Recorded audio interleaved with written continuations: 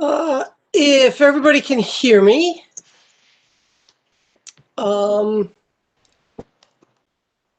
thanks everyone for joining MIT Enterprise Forum of Washington and Baltimore this afternoon. I'm Cynthia. I'm MIT EF DC's chair.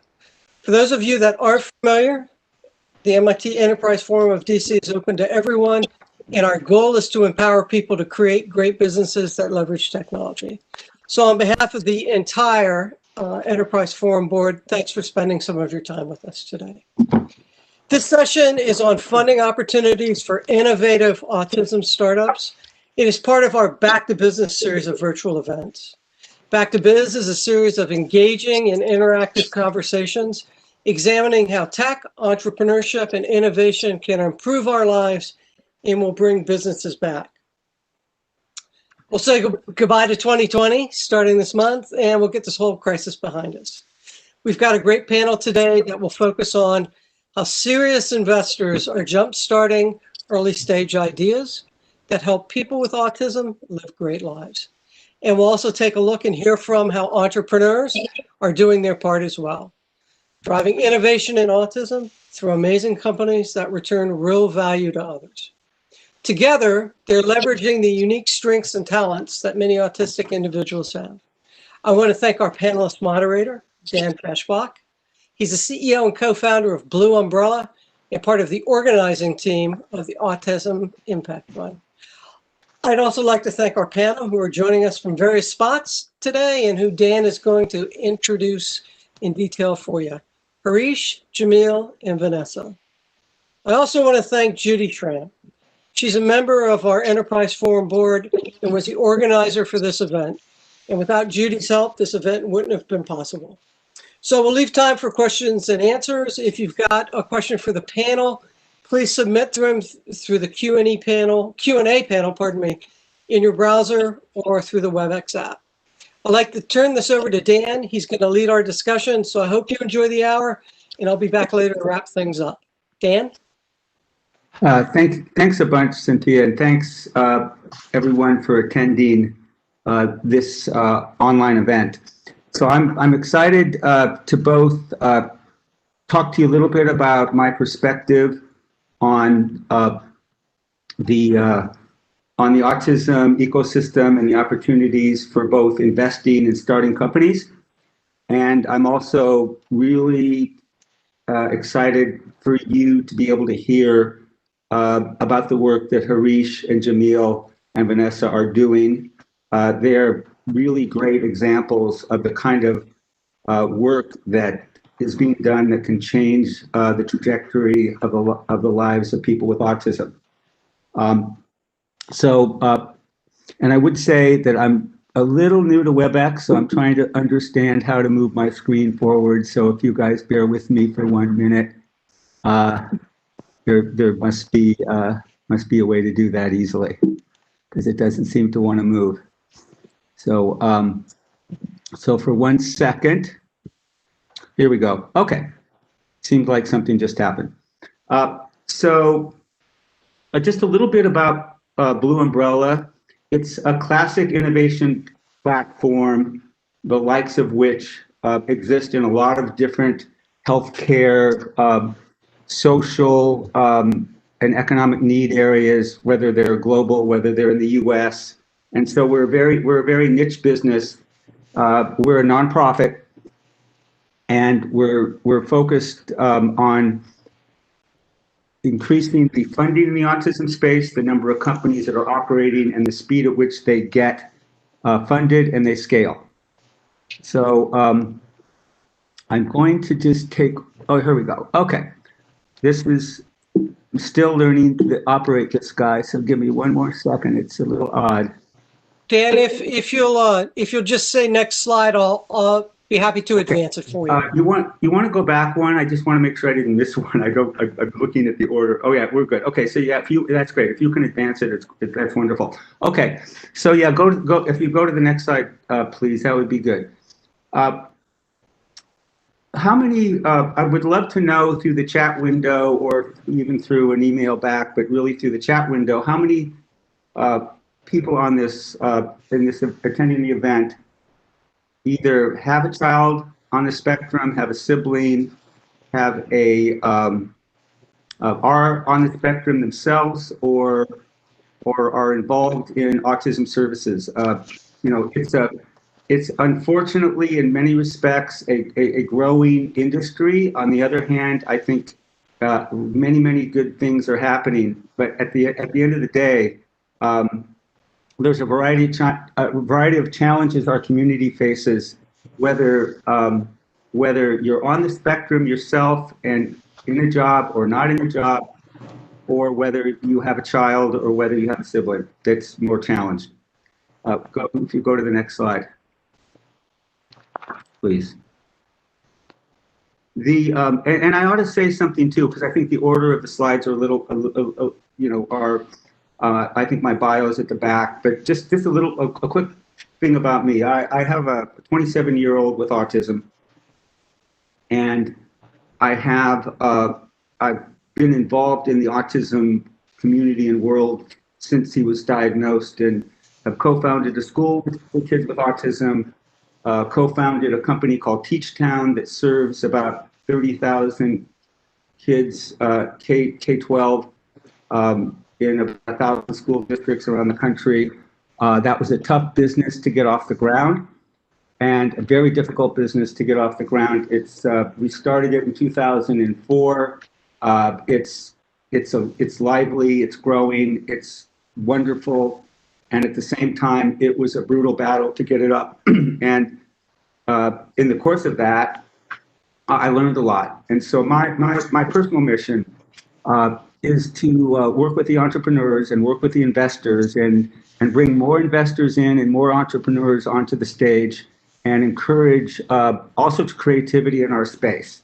The challenge we have, whether you're in any part of this community, is that billions of dollars are being spent a year and very little is spent on tech. And that is the challenge that we're dealing with. There's the ABA therapy world, for all that it has given and benefited, it's also the case that it's dominating the spend in autism. And there's many things that can be done much more cost effectively than just spend our money on services. And I know that may be controversial to this group, but the autism tech spend is ridiculously low, and the investment is ridiculously low as well. Next slide.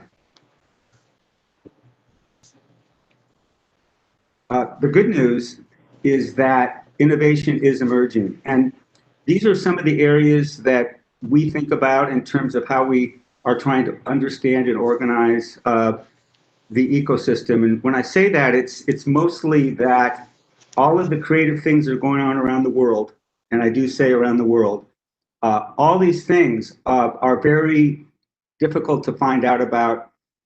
Companies don't have a hard time finding investors, and we'll talk a little bit more about that. But there is a vibrant, emerging autism ecosystem, autism tech ecosystem that I think everyone can get excited about and learn about. And over time, we will be publishing at Blue Umbrella all sorts of interesting reports and studies about this. But you can see there, just on the companies that we are working with, and we have a database of, you'll hear about a little bit more, of about 300 companies that are operating globally in around 30 countries. And I'm sure there's more. That's another thing I'm interested in. If companies that you've heard of, please send them along. Next slide. So, the challenges that entrepreneurs have, and we're going to talk to the other panelists about this as we move, is the challenges are pretty simple. That innovators can't find each other, can't find investors very quickly. There's a lot of hunting and pecking to find dough. Innovators often don't have access to the experts and advisors they want. And then getting your first customers is really difficult. So all of those things are very classic for different sectors in healthcare, education, and so on, but it's even more extreme in autism because we're so new. Next slide, please. And our whole approach is to convene and connect entrepreneurs, ideas, capital, and then to run different types of programming, whether they're accelerators, whether they will be X prizes. We will partner with organizations to do that. Next slide, please. I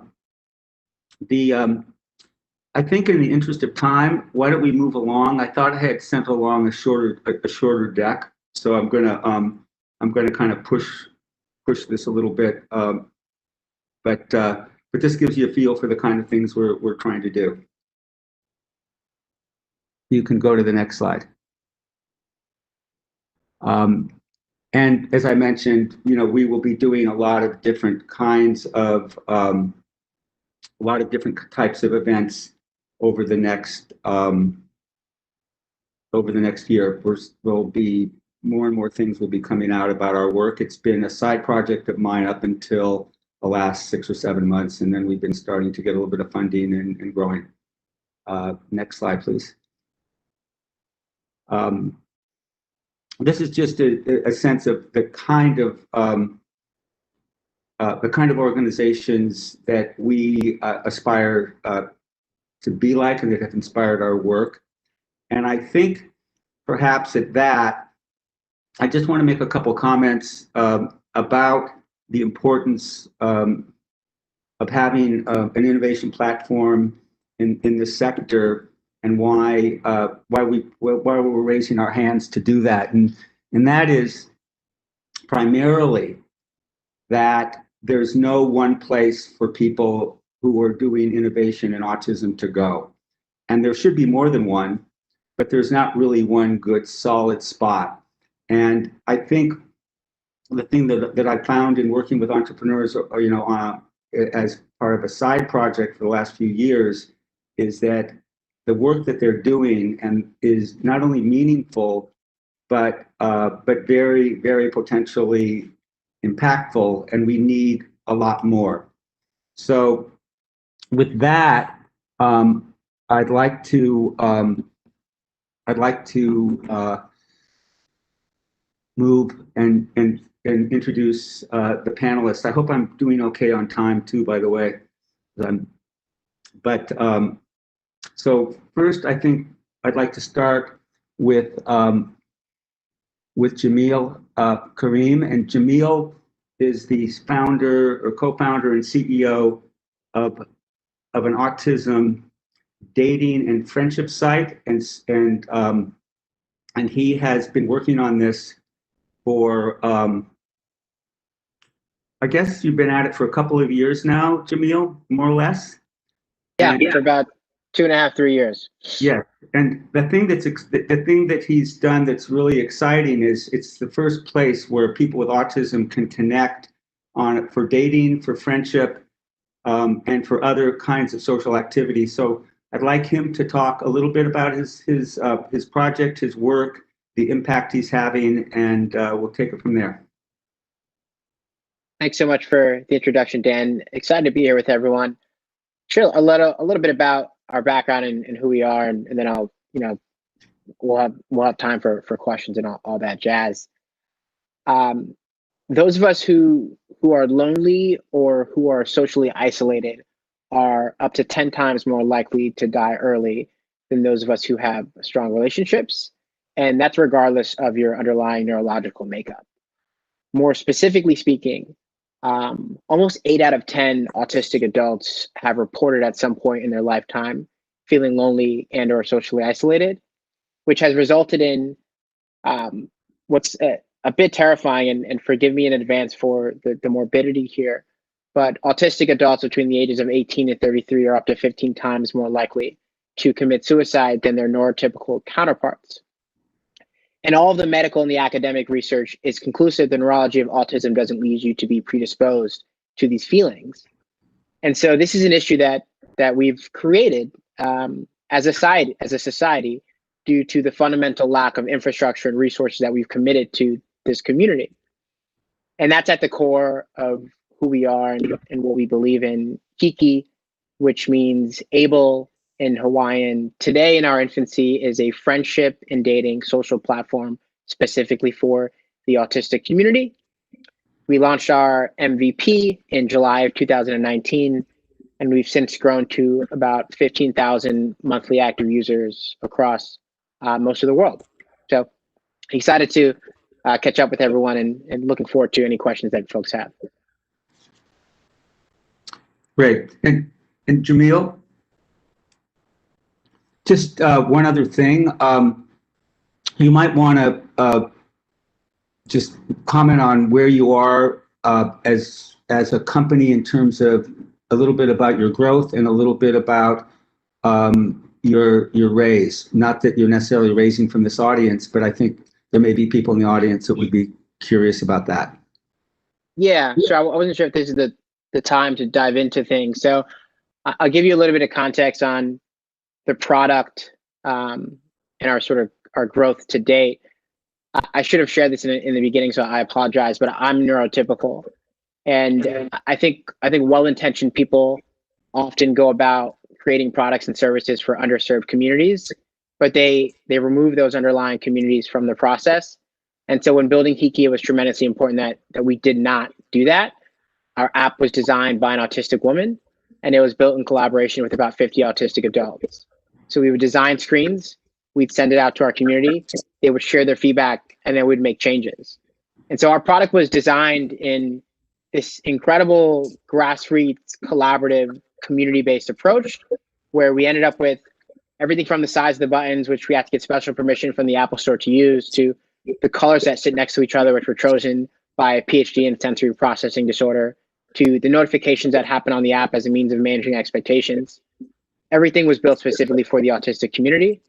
And that is a part of our DNA and sort of what we believe in. Our growth has been pretty astronomical. We haven't spent a dime on sales and marketing. Our customer acquisition cost is $0. 100% of our growth is organic. Our app has only been live for about, let's call it like 16 months or so. And we've grown to, like I shared, about 15,000 monthly active users all across the world.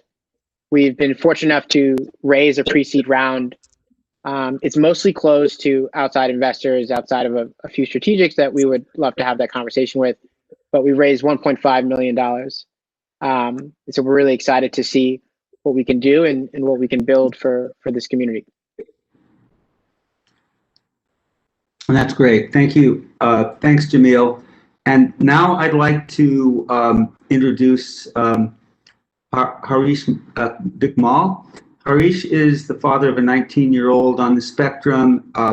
He's been involved in launching cutting-edge technology for people with autism, and now he's working on a new initiative in the art sector, which I think is really exciting, very interesting, that enables artistic artists to get their work out to the world. Harish? Thank you, Dan. Thank you, Cynthia and others, for the opportunity to be here with you. I'd like to share a small slide deck.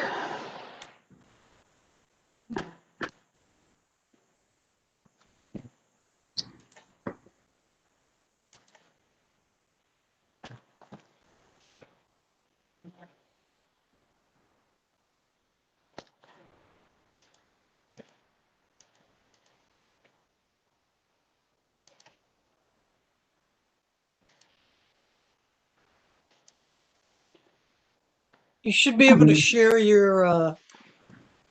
Yeah, for some reason the share seems to, share content, okay. Somehow the buttons are muted, okay, got it.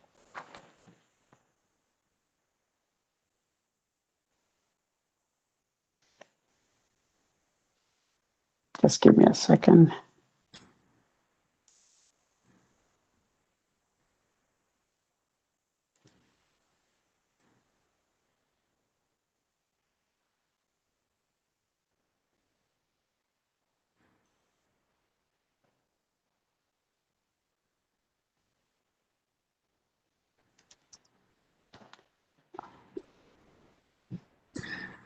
For some reason, are you able to see any PowerPoint slides? I think sometimes my experience with this particular app is that the moderator needs to enable things and also takes a while for it to load, unfortunately. Got it. There you go. Looks now like it's happened. There you go. Okay, perfect. Thank you. Let's get started. Okay. This is my son Himal in the middle, and he was diagnosed on the severe side of autism at the age of 2. He was so severe that we were told he may need to be an institution by 5. He's 19 years old now and can communicate his basic needs using sign language. However, thanks to the efforts of his teachers and mother, he has learned to paint, and he loves doing it. And you can see some of his work here.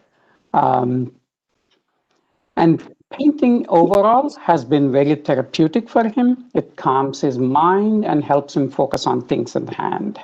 So a few years ago, we had a fundraiser for him, and the local community and the businesses participated in a big way in the Northern Virginia area. And a few weeks later, he saw his painting at a local business and then at a restaurant.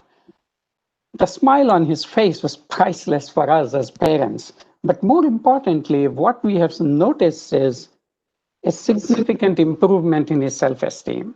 Now, as he saw his paintings and art at different places, he grew in self-confidence and motivation. He felt as if he's valued and better understood, right? And this kind of a transformation was something that as parents we could only dream then. And this gave us parents a ray of hope for his future. So we started thinking, how can we bring this kind of a transformation in other individuals? How can we bring this kind of a hope to other parents? Right? And we started talking to parents and other individuals on the spectrum. And we found that at least 20% of these individuals had significant strengths in the visual and artistic areas. And there is some emerging research right now confirming this. However, the unemployment and the underemployment rate, which is widely known, is about 90%. So we have this situation where we have this tremendous talent and potential, and yet they have no hope for the future. So now imagine there was a way to tap all this potential and talent to help businesses, right? So we believe at Genevieve that the strengths of these individuals can be used in bold new ways to help organizations perform better and grow while significantly improving the lives of these individuals. Like all worthwhile pursuits, it's not going to be easy. And I know Dan was alluding to this aspect earlier. However, this effort is well worth it. Now, this is what we at Genevieve are working towards. We are working with businesses to make everybody a winner, the businesses as well as the individuals and their families. And together, we can make it happen. You may ask, how can we make it? How do we know that we can make it happen? We are seeing some early successes and promising signs in the market. For example, one of our clients, Fannie Mae, used the Genevieve art very strategically and made it a key part of their diversity strategy and benefited tremendously from it, as you can see from here in the words of their chief inclusion officer. Basically, this art helps engage the audience and employees at a much deeper level, helps better understand the autistics, develop respect for them, and improve acceptance of the autism population. As a result, organizations are able to build a better culture of diversity and inclusion. I mean, this is a niche we found early on in the market last year as we just entered. Now, these are some of the other customers of ours who are enjoying the benefits of Genevieve Art, and they're employing them in bold new ways. Again, I would use that word to emphasize. Now, as for the artists, the response and the changes in these individuals has been more than gratifying.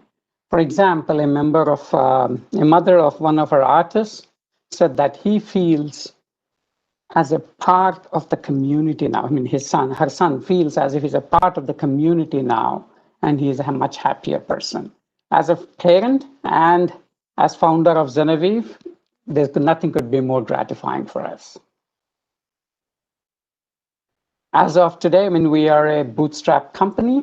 We have helped about 23 artists earn income. We have over 1,500 pieces of art submitted to us and have served 48 businesses across the country and a couple outside. What do? We combine the art and the artist stories with technologies such as sensors, sound, and screens, and add movement to engage audience, as I said earlier, at a much deeper level to create value, and use that value to uplift the benefits of artists and help change the course of autism. This is our team for now. Dan? Hi. Hi, over to you. Yep. Okay. Thank you. Really exciting presentation to see how many organizations are able to access the art, and I think it's a very interesting business model. Are you raising money at this point? Or where are you in your progression as a business? Right. So we will be doing that in a few months from now. Right now, looking more for advisors and introductions.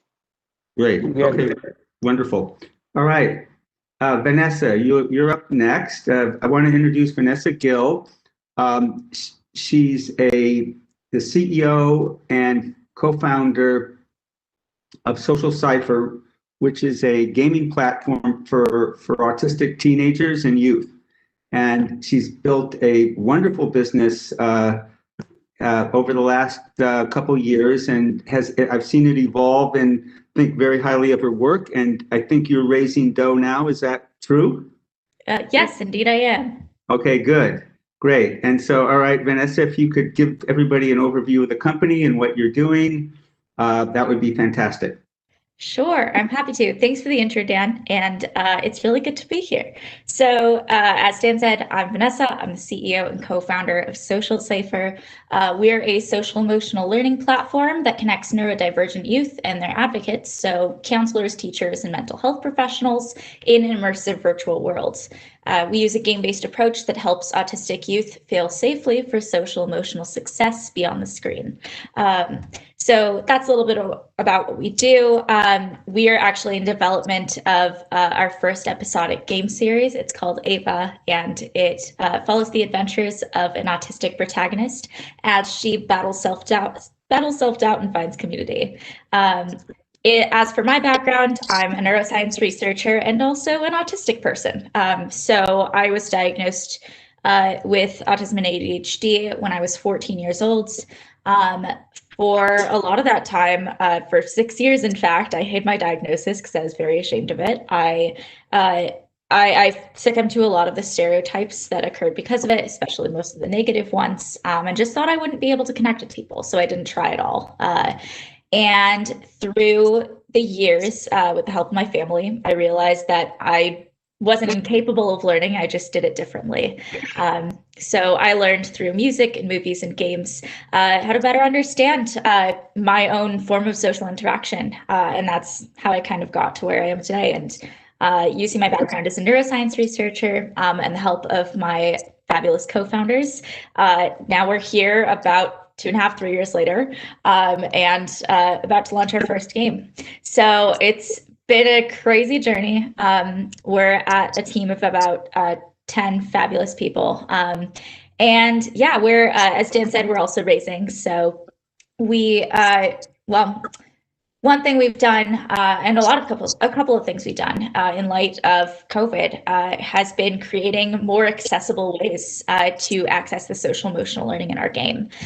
So one of those has been through our companion app, which basically allows counselors and teachers to remotely stream their gameplay with students in real time, and have social emotional learning curriculum and progress tracking that you can do wherever you are. Another thing we've done is actually made a couple of new versions of the game. So now we actually have a web version available. And what we're actually going to do is we start to raise our funding. So we're raising a pre-seed round of $350K. And for us, that's really to run some wider scale pilots than we have before. We, in January, want to run pilots with about 30 more counselors from across the country in order to prove social emotional efficacy of AVA.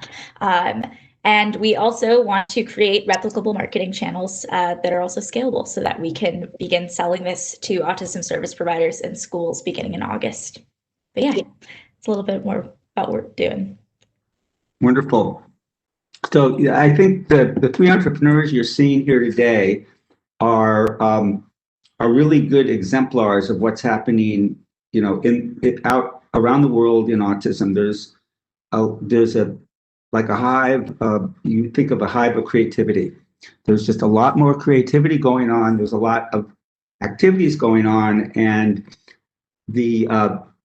and I think there's a lot of optimism that we all have in terms of the future, and I think COVID in an odd way has catalyzed even more digital initiatives in autism, which are totally appropriate. And often we find resistance to up until COVID. The digital work that's been done was hard to get traction. In particular, some of the therapeutic agencies were not necessarily supportive of this, whether it was competitive or philosophic or both. What I'd like to do now is throw some questions at our panelists around their work. And so, because I think it's important for you to get a feel for how they see their work, how they see the challenges, and so on. So my first question for all of you, and why don't we just go, why don't we go in the same order that we've done our talk?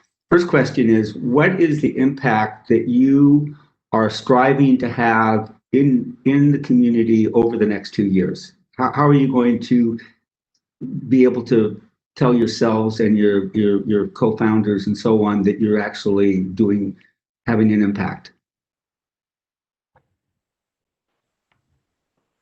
Yeah, I'm happy to dive in. I think I shared this in the beginning, but our mission is to alleviate loneliness. And so what that means on a more quantifiable metric is, I think first and foremost, is creating a safe space where autistic adults feel like their lived experiences are being valued, honored, valid, respected, a space where you can be yourself without any sort of fear of exclusion. In a space where you can find platonic friendships and you can find romantic love relationships. On a more specific, like granular level detail, our goal is to have 100,000 people on the platform in the next 24 months and creating a place where 100,000 people can find community and find love and find friends. And so that's how we think about the impact that we're seeking to make. Fantastic. Do you want to, Harish, you want to jump in, or Vanessa, either one? Sure, Dan. We are just starting out, and what we see as our goal for the next 2 years is to be able to provide income to at least 400 artists directly and have a direct impact on them and their families. And indirectly, though, we expect to inspire, or at least we plan to inspire, at least 10,000 families to identify and nurture the strengths of their children. And and work with businesses so that we can help accelerating the acceptance of autism. That's fantastic. Vanessa? Sure.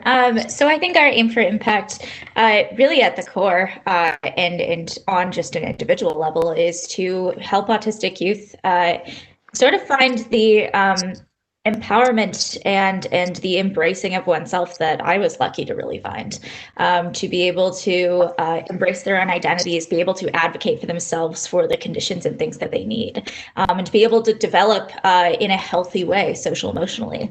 On a grander scale, we want to be able to, in 2 years, be working with at least 4,000 to 5,000 youth, and that to continue to grow. I think I also want the greater neurodiverse community, as well as the neurotypical community, to put a greater emphasis and understanding into the needs of neurodivergent youth to thrive, because as many of us on this panel would agree right now, those needs are not being met. So. That's wonderful.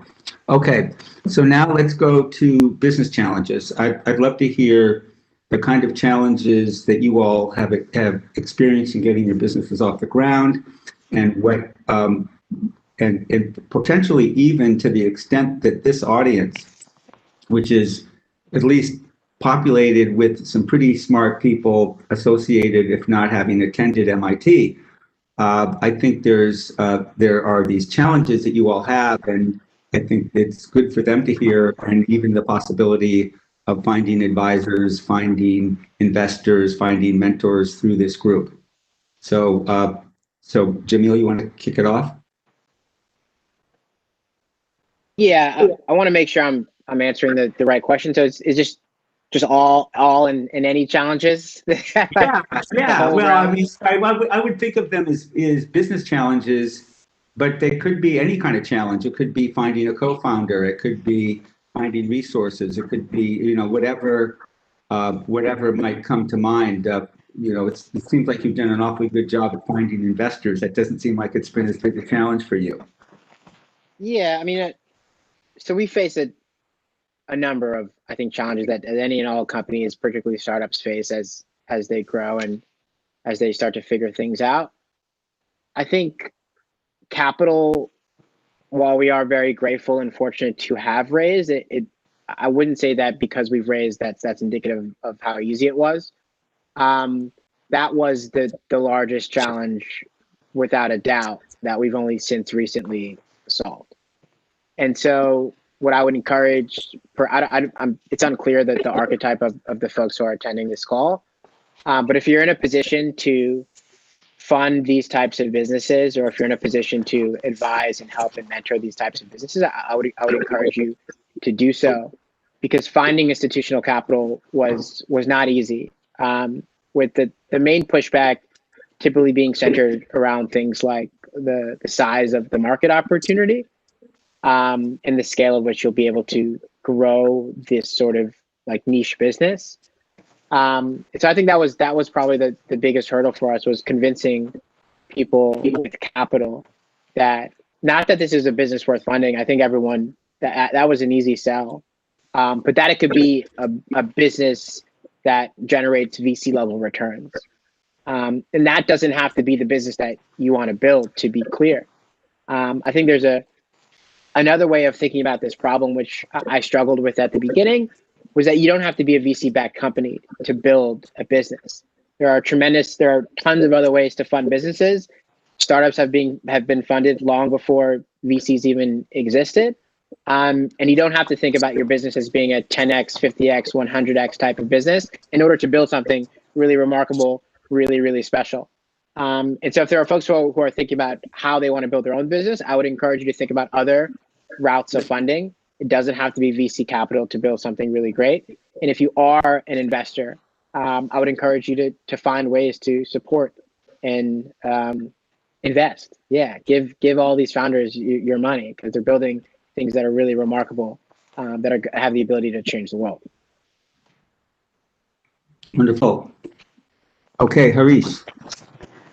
Dan, as you alluded early in the call about the lack of ecosystem, or the ecosystem is in infancy in the space, that's one. And what a couple of other things that we face are, one is the spectrum nature of the autism. You're dealing with a wide, varied set of population, and that poses a lot of challenges and, of course, opportunities as well. And one of them that we faced was, providing income to these artists without impacting their social security benefits. Right, that's one challenge. And then COVID hit, and with people working remotely, most businesses have put their art buying plans on hold. So we had to innovate a little bit to focus more on the digital side of it. And yet, it was definitely, the growth was not as per plan. So we are now moving slowly, pivoting into hospital space. And the third one, in fact, you alluded as well about the founding partners. We see a lot of market and product potential. However, finding a founding partner with similar level of passion and commitment to this cause has been really hard. Right, that's another one. So, yeah, those are some of the challenges we face at Cenobit. Thank you. And Vanessa? For sure. I would say that challenges wise, I would agree a lot with what Jamil said, of just knowing that I think I had the same thoughts in the beginning of, oh, this has to be a VC backed company. This has to be something that is going to give 10 or 100, crazy number of returns. But that isn't true. I think it's really about finding a targeted approach and finding investors that have very similar values to you. I think one of the challenges that I've found, for me growing up as a person that didn't really have much of a network at all. I'm a first generation college student. I didn't really have any kind of network. So I think that looking for investors, knowing that I wanted to look for angels or angel groups more than institutional investors, finding those right people has been difficult, just because a lot of the time on your angel list or LinkedIn profile, you'll list the industries that you invest in, or the experience that you have, but you never really list that you have a personal connection to autism. So being able to find those people that have that understanding and that have that passion for the autism community has been difficult. But with groups like Blue Umbrella, that's been easier and easier to find. So. Yeah, over time, I think it'll get better. And I would just add to what you're saying in terms of the challenges. I think that I think it's been really exciting to see how you all have built out your businesses in the face of that, and at the same time, I think this audience probably has something to give to some of you. Some of them have something to give to some of you. So it's exciting to see these kind of events happening. Let me just move on to advice to people who might want to start a business that serves or employs people with autism. And I think, Jamil, you've already commented on, one big piece of it. It doesn't have to generate VC level returns at all. And so I'd love to hear any other thoughts that you have in terms of advice, the three of you, for somebody who might be out there thinking about doing something in the space. Yeah, I think my number one piece of advice would be anyone who's thinking about building a business that is centered around this community is don't do anything for autistic people without autistic people. Do not be the well-intentioned neurotypical savior who's going to come and tell autistic people about their lived experiences. And this may be controversial, but I think it's really important that folks hear this. If you're going to build something for a community, make sure you are including that community in every step of the way. Make sure you are employing that community. And so your actual company looks like the community that you're seeking to serve. And that's at every single level. So ensure that there are autistic adults in places of leadership. Ensure that there are autistic adults on your board. Ensure that there are autistic adults who are consulting and who are advising you. Surround yourself with the people that you are seeking to serve. And I think if you do that, then the framework for which you're trying to solve these problems is one that is much more, I think, honest in the way that you're validating the lived experience of autistic adults. And so that would be my one piece of recommendation. Beautiful. Harish? A great point, Jamil. And I would like to just build on that one thing. Given the, again, the spectrum nature, the wide nature of people on the, diagnosed with autism, in some cases, yes, what Jamil said works very well. That is including people with autism or on the spectrum. I would just add on to that saying that include parents of people who, on the spectrum who cannot self-advocate, who cannot advocate for themselves, because that's a much larger population and that's a much larger number of families who undergo, daily struggles and have no voice, so to speak. So I think we need to make sure that people who can advocate for themselves, along with people who can self-advocate, we should include the caretakers of people who cannot advocate for themselves. For example, I'll give you a case where at Genevieve, after the 23 artists, more than a one or two, right? Except for one or two, nobody can probably be hired in a typical neurodiversity program by any corporation, right? But they would probably be called as basement dwellers in general. But we did this with the help of their parents, getting their perspective into the game. So just to include people across the spectrum is what my advice would be for any kind of innovation in this space. That's a wonderful addition. Vanessa? Yeah, I mean, I would very much agree with just including people in the spectrum in your just really in all elements. And I think to not stop doing that, I think that there could be times where you feel that, oh, we figured out the exact problem, the exact solution, and we got the advice from autistic people, and now let's go. It doesn't stop there. I think that it has to be a continuing process, no matter how complete you think your product or service is. The needs of autistic people are going to change with the times, just like anyone else. And I think that other things will prioritize based on just what the time sort of is. So I think making sure not only that it's something that you do once, but it's something that you're continuously doing that is baked into the processes and into the hiring of your company. Wonderful. I'd like to come back to a point on the other on the question of challenges and returns, and just to put it out there. As I was thinking and listening to all of you speak, I think one of the key things that is important in this community is actually bringing investors in who are not return focused.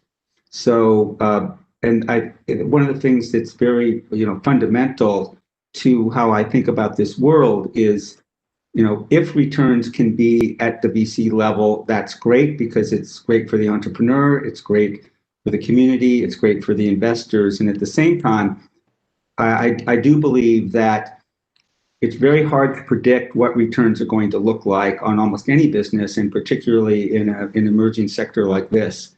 So, so the thing that I would encourage people in the audience to think about is where does return fit into your investing profile if you are an investor, and then secondly, what are the terms that that you are willing to offer a company who is doing impactful work?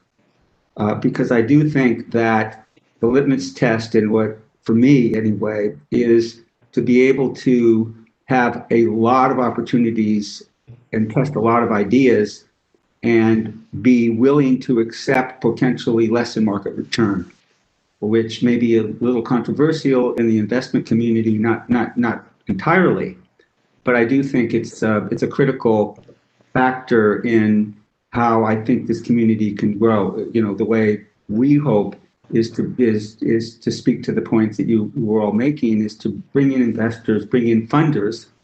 Funders can be different than investors, as you all know. And so I think that the key here is to find more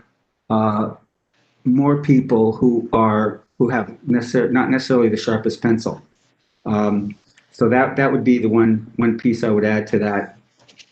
I guess the last question that we have would be to just wondering if I know Harish had mentioned that he's looking for mentors and advisors.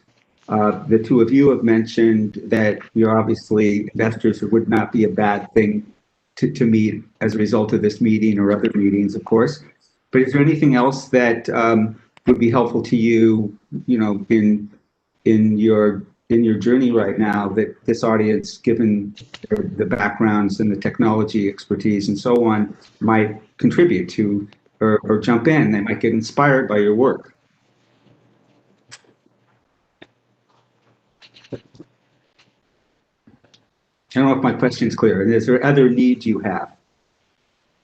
I can bring some in. So we are running pilots in January with counselors and educators from across the country. So if you know special education department heads, special educators, or any type of counselor or therapist that works directly with neurodivergent youth, that would be awesome if you could connect us or share the link that I have right there in the chat to join our pilot. Wonderful. Then let me jump in and say, you know, we have grown purely through referral and personal connections, and we would appreciate any connections to corporations, especially in the facilities and diversity inclusion departments. And now as we venture into the hospital space, we would appreciate if the audience could make any referrals, connections they may have. Wonderful. Jamil? Yeah, I don't know that I have any additional requests. I think my only ask would be that folks be altruistic with your time, and don't assume because the nature of your specific business is different than one of ours that there aren't synergies there. Vanessa works in gaming.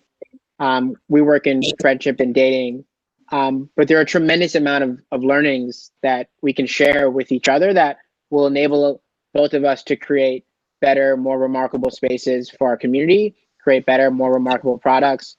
And so share your time with businesses that may or may not assume could help you.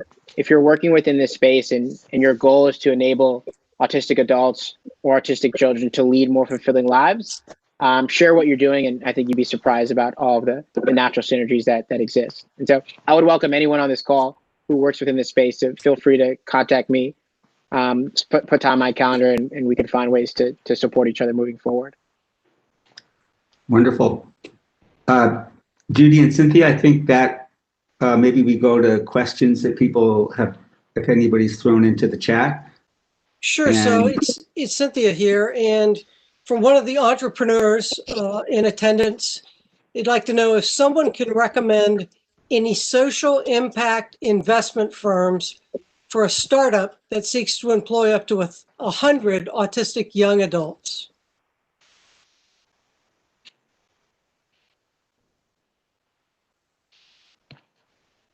Any recommendations, Dan or anybody on the panel? Do you know of any social impact investment firms that could potentially help this entrepreneur? Yeah, I'll just jump in really quickly. It's probably something that would be best done offline. I'd be glad to have a call. I think the range of thoughts that are going through my head right now are: what stage are you?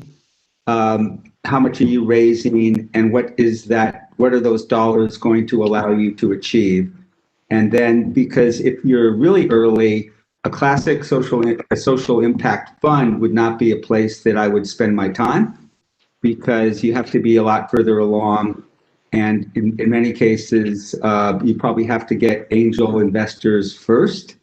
So depending on where you are in your journey, we could have that conversation. I think it's, they're out there, but depending on where you're located, I like to encourage entrepreneurs to go into their local community and find those people. And I think part of what investors look for is, for early stage companies, they look for an entrepreneur who's done that work, who's gone out, who's gotten the 25K, the 50K, the 100K early on. So it's a little bit like stressing a plant. You want to see that plant get some roots, particularly if someone wants to be able to write a larger check.